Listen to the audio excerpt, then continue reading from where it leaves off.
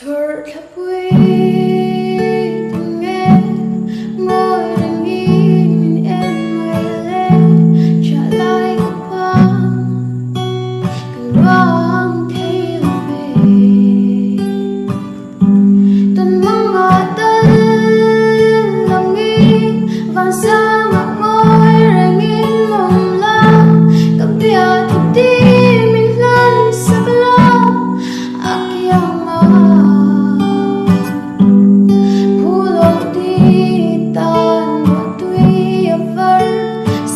mỗi tê rồi luôn cất sar cất hạ lòng chê cả lungdum parmawite cả trang về lệ la mình tìm bé cho cần in trên má rồi kita nghĩ lắm cả là nam chê biết được đi lúc parmawite rồi đã vui tình em ngồi đang nhìn mình em mây lên trả lại càng vang